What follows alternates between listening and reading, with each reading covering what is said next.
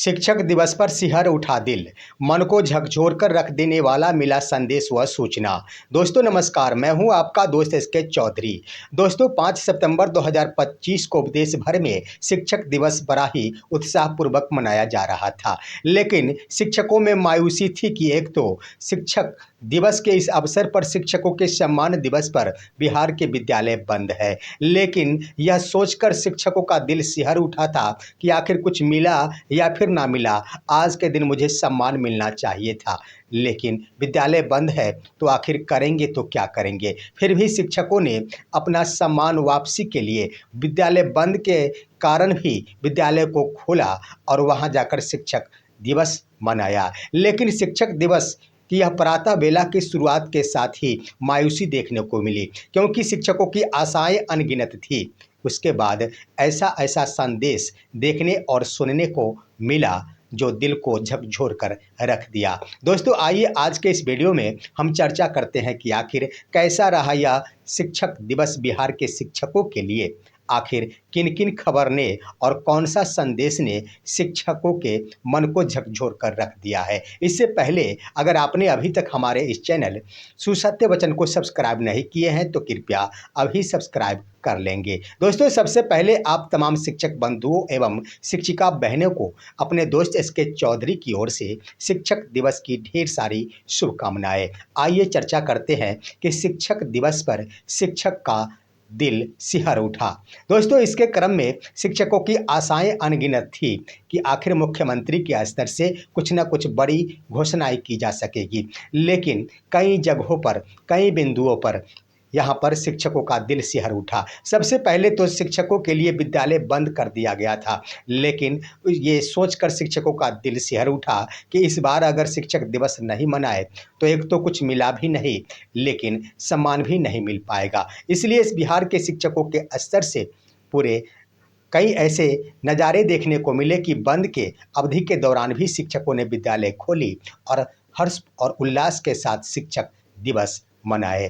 दोस्तों उसके बाद जब मौक़ों की शुरुआत हुई, यहाँ पर सबसे पहले जब शिक्षकों को संदेश मिलना शुरू हुआ, वहाँ पर भी शिक्षकों का दिल सिहर उठा। सबसे पहले माननीय मुख्यमंत्री के स्तर से एक शुभकामनाएं दी गई शिक्षक दिवस के अवसर पर। उन्होंने तो शिक्षकों को यह आशाएं कर डाली, शिक्षकों से यह आशाएं कर डाली और उन्होंने लिख दिया कि आशा करते हैं कि आप राज्य के शैक्षणिक वातावरण को एक नई ऊंचाइयां प्रदान करेंगे। यहाँ पर आशा तो माननीय मुख्यमंत्री शिक्षकों से कर रहे थे, परंतु आखिर कई वर्षों से शिक्षकों की आशाएं हैं, माननीय मुख्यमंत्री उनके आशाओं को तोड़ते क्यों आ रहे हैं। यहाँ पर एक बार फिर से जब घोषणा करने का वक्त आया, फिर भी माननीय मुख्यमंत्री के स्तर से शिक्षकों की आशाओं को तोड़कर रख दिया गया। उसके तुरंत बाद ही दोस्तों शिक्षा मंत्री के स्तर से भी शुभकामनाएं बिहार के शिक्षकों को दी गई। उन्होंने कहा कि राज्य के शैक्षणिक व्यवस्था को सुदृढ़ करने की मैं आशा करता हूं आप तमाम शिक्षकों से। यहाँ पर भी माननीय शिक्षा मंत्री के स्तर से आशाएं की गई कि राज्य की शैक्षणिक वातावरण और सुदृढ़ करने में अहम भूमिका निभाएंगे बिहार के शिक्षक। ये तो निभाते ही आ रहे हैं, लेकिन आखिर शिक्षकों के आर्थिक स्थिति के सुदृढ़ीकरण में माननीय शिक्षा मंत्री कौन सा पहल कर रहे हैं, कौन सा कदम उठा रहे हैं, जो उन्हें भी सोचना चाहिए था। बातें यहाँ पर शुभकामनाओं की समाप्त नहीं होगी। दोस्तों पूर्व एसीएस बिहार के डॉक्टर एस सिद्धार्थ ने भी पीछे नहीं हटा। उन्होंने अपने लगाव को प्रदर्शित किया कि बिहार के शिक्षकों के साथ आज भी मेरा लगाव है। उन्होंने भी संदेश दे डाले और पत्र लिख डाले।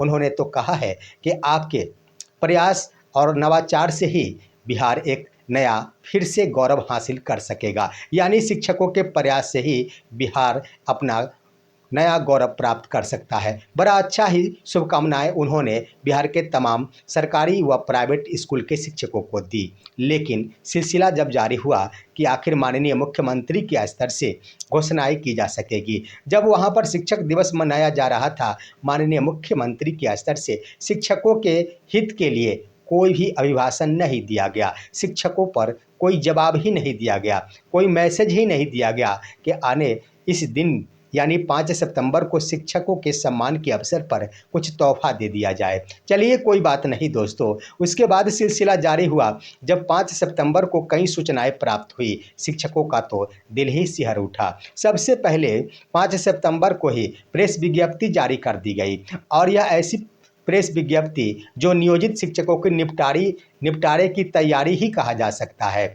यहाँ पर बिहार विद्यालय परीक्षा समिति के स्तर से प्रेस विज्ञप्ति जारी कर सक्षमता परीक्षा 4 के आवेदन हेतु एक नया तिथि का निर्धारण कर दिया गया। यानी पूर्व से जो भी तिथियां निर्धारित थी उसे आगे बढ़ा दिया गया और इसे 6 सितंबर से लेकर 11 सितंबर तक लागू कर दिया गया कि जो भी शिक्षक सक्षमता परीक्षा 1, 2 या फिर 3 में नहीं बैठे हैं या फिर तीनों ही परीक्षा में असफल हो गए हैं, वो तमाम शिक्षक 6 सितंबर से लेकर 11 सितंबर तक अपना अपना आवेदन भर सकते हैं। यहाँ पर सोचने वाली बात है कि एक तो जो रिजल्ट घोषित किया गया शिक्षकों का बस 32% था, जहाँ पर शिक्षकों को सफलता का प्रतिशत बहुत कम है। उसके बाद ही आखिर तुरंत ही तिथियों की घोषणा कर दिया जाना, फॉर्म भरना के लिए शिक्षकों को यहाँ पर संदेश दिया जाना क्या परिलक्षित करता है? परिलक्षित तो यही होता है कि जितनी जल्द से जल्द हो सके नियोजित शिक्षकों को निपटा ही लिया जाए, क्योंकि 3 बार तो मौका दे दिया गया। इस बार जो शिक्षक फॉर्म भरेंगे 6 सितंबर से लेकर 11 सितंबर तक, यह उनका आखिरी फॉर्म फिलअप होगा।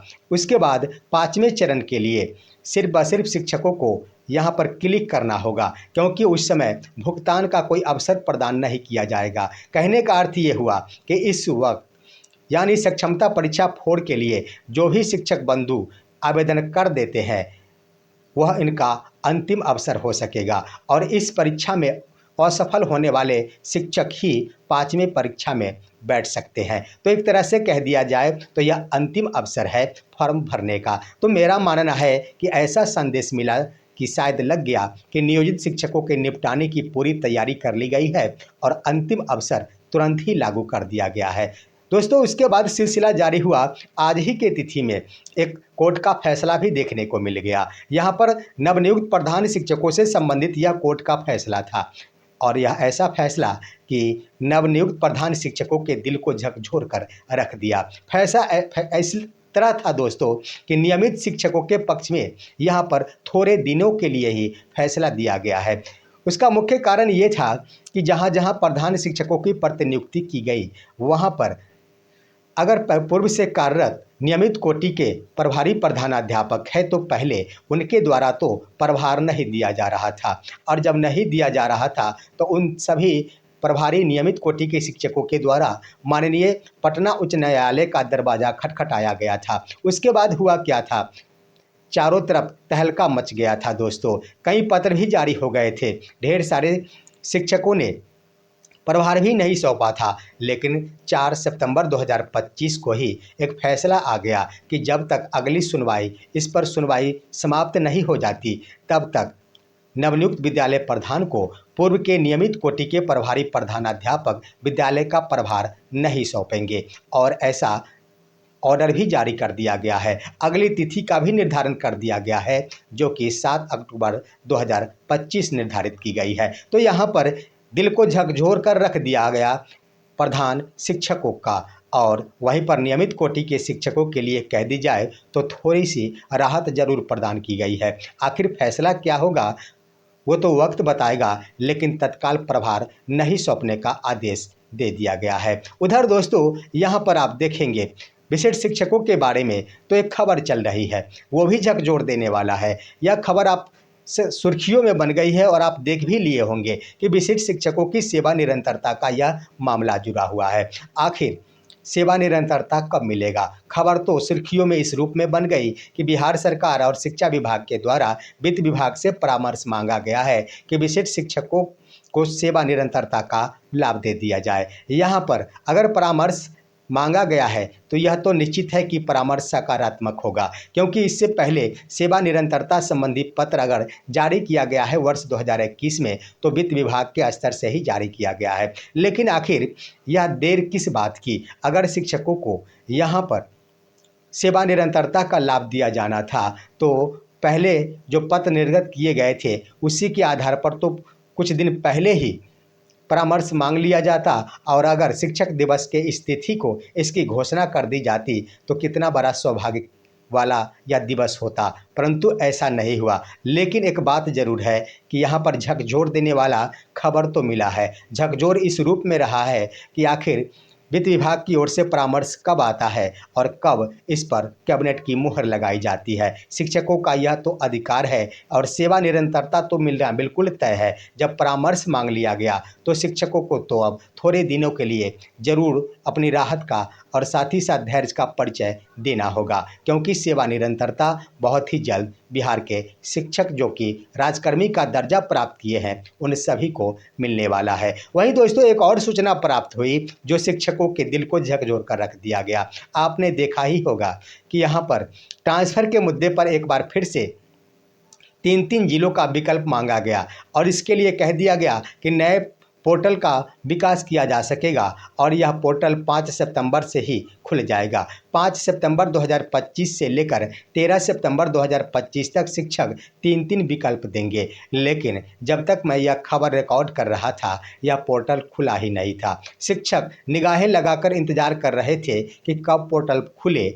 और मैं 3 जिलों का विकल्प दे डालूं, लेकिन ऐसा देखने को नहीं मिला, जिससे शिक्षकों का दिल सहर उठा और साथ ही उनके मन को झकझोर कर रख दिया यह ट्रांसफ़र संबंधी नया पोर्टल। दोस्तों आज की यह खबर यहीं तक। मिला जुला कर कहा जाए तो शिक्षक दिवस के अवसर पर यहाँ पर कहीं पर गम तो कहीं पर खुशी जरूर देखने को मिली है। जहाँ पर विशिष्ट शिक्षकों के चेहरे पर थोड़ी सी मुस्कान झलकी है तो वहीं पर नियमित कोटि के शिक्षकों के चेहरे पर भी थोड़ी सी मुस्कान झलकी है। प्रधान शिक्षकों को थोड़ी सी मायूसी उठानी पड़ी है तो नियोजित शिक्षक भी अब थोड़े से खुश तो थोड़े से मायूस दिख रहे हैं, क्योंकि ढेर सारे शिक्षक चाहते हैं कि जल्द से जल्द वो राजकर्मी का दर्जा प्राप्त कर ले, लेकिन उनके सामने बेचैनी इस रूप में है कि अगर इस बार फेल हो गया, अगर वह चौथा चरण है तो अंतिम 5वां चरण में क्या हो सकेगा। दोस्तों आपका क्या राय है, आप अपनी राय कमेंट के माध्यम से अवश्य दीजिए। हमारे इस वीडियो को लाइक कीजिए, अन्य दोस्तों के पास शेयर कीजिए और अब दीजिए अपने दोस्त को इजाज़त। हम फिर मिलेंगे आपसे अगले वीडियो में, तब तक के लिए नमस्कार।